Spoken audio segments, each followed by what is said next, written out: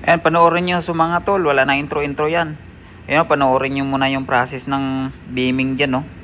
Pasilip ko lang sa inyo. Ang ganda nyan. Back to the beam. Napakadaming bubina, yan, no. Ang ganda nyan. Daang piraso yan, eh.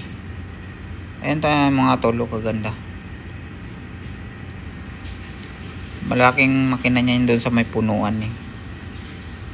Ayan yung paraan niya para maipon doon sa isang winding.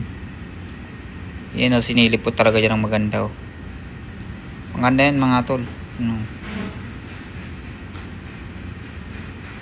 Ganda ng process nila.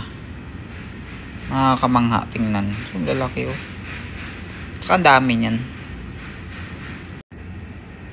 Ganyan kasi pagka so mga tol, hanggang dyan lang muna yung pasilip ko sa inyo. Sa sunod naman, pagka may makita tayong magagandang mga spot, bye-bye na.